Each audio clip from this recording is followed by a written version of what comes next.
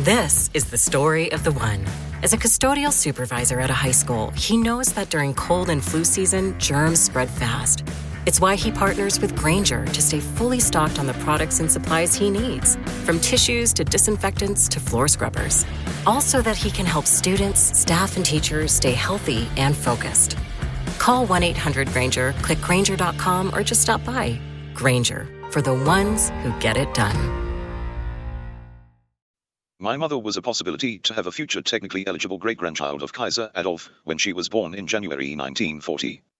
Kaiser Adolf was abducted in December 1943. When he was abducted, she was nearly 4 years old and had already been exported from Russia to Gippsland by her mother, Donna, during her divorce from my grandfather, nicknamed Stalin, in 1942. Because Judith was Ioseb's legitimate daughter, he had her placed under surveillance by Soviet-Russian intelligence after she arrived and was adopted by a Gippsland family. My mother's potentially technically eligible child of the future wasn't a factor in the Neo-Nazis' thinking. They only had Sadie's already dead inbred fetus in mind, whilst others amongst pretended Janet Podolsky was Kaiser Adolf's fiancée cum childhood sweetheart. Two groups within one terrorism group separately pretended both were technically the status of about to become the equivalent of Queen of Germany. Janet had a potentially eligible future great-grandchild possibility nobody discussed or was fully aware of, and Sadie's preferred option inbred extortion plot Brad was already dead. Like the lunatics they were, they expected Sadie and inbred Brad to arrive in Berlin almost immediately after the baby was born, in around early November 1944. By Christmas, at the latest. Janet's granddaughter, the potential mother of a technically eligible child of the future, was living in Gippsland, Australia, at the request of her mother, Donna, to annoy her father, Ioseb, as part of their messy divorce in 1942. My grandfather Ioseb Jagashvili, nicknamed Stalin, was able-bodied when my mother Judith was conceived in 1939. He was officially a quadriplegic when she was born in Russia on the 6th of January 1940. Judith was born 12 days before her biological grandfather, Adolf Hitler the Hohenzollern, was ceremonially officially crowned Kaiser of Germany at the request of his predecessor Wilhelm II. Wilhelm II attended the private coronation ceremony on the 18th of January 1940. Ioseb had been knocked unconscious, then attacked with his spinal cord cut with surgical scissors at the neck, whilst his third wife Donna was pregnant with my mother. He was officially declared a quadriplegic for life in August 1939. World War II was officially declared on for the first time on September 1, 1939. The people who declared the war may have been waiting to be informed that he had been attacked and disabled before they declared World War II on, officially.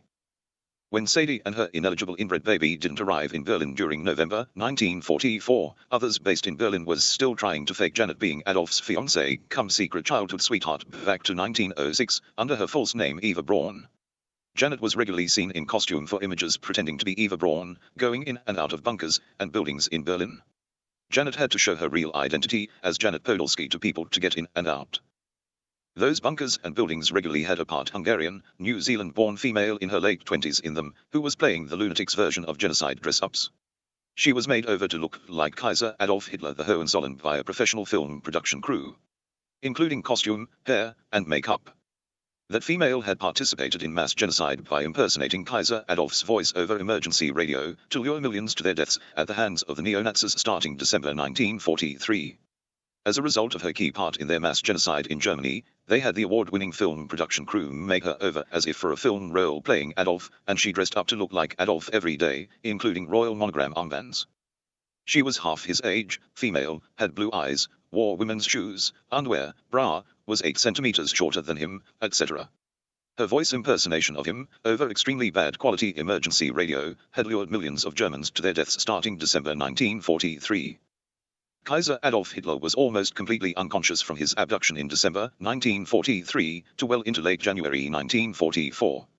He was unconscious in an induced semicoma whilst the Neo-Nazis mass genocide was at its peak and killed millions in Germany from December 1943 into January 1944. The New Zealand-born female's name was really Isabel Williams. She was using the false male name Fritz with her associates at the time. Williams was there because she had been molested by a hideously evil pedophile called Albert E. Einstein in the USA in 1934. He introduced her to drugs and alcohol and got her pregnant when she was 14, whilst she was on holidays in the USA with her parents. She gave birth to a child in the USA 9 months later in 1934 when she was 15. That child became serial killer Charles Manson. Manson's two parents were why she regularly stuck her tongue out like her father, Albert E. Einstein, and drew a Royal Hohenzollern monogram on her forehead. The scrawl on her forehead was a reference to the fatal forehead wounds of her mother Williams and Eva Braun, Janet Podolsky, when they were found dead together in a bunker in Berlin in mid-1945. Williams found dead in her Adolf Hitler costume and makeup, of course.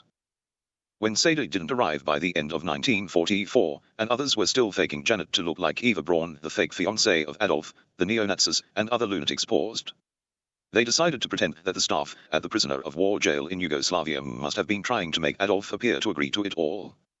They decided to pretend the baby got born and was being raised on the other side of the bars in front of him.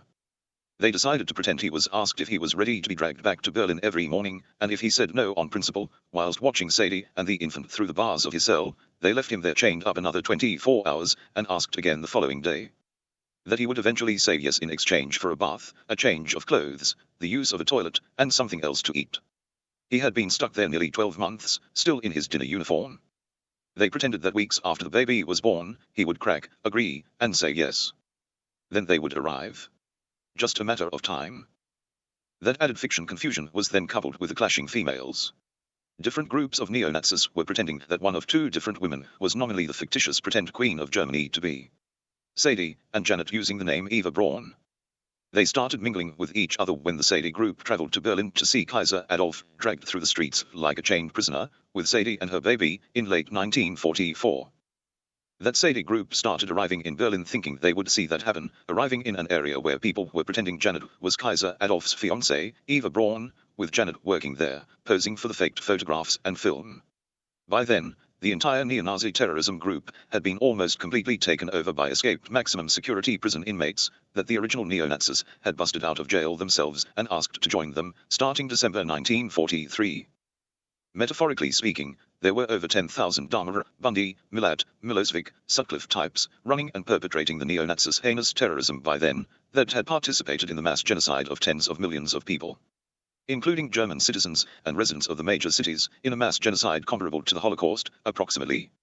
The millions of victims' bodies were processed through fertilizer plants, with the remaining bones put through grinding mills and added to powdered concrete stockpiles, as if a substitute for sand. It left only the usual personal identification in the clothing that was stripped off the deceased victims. Personal items like wallets, blankets, toys, etc. And official emergency identity information that included the residential addresses of the victims. The bodies of the millions of victims were never found intact as a result of what was done to the victims' remains.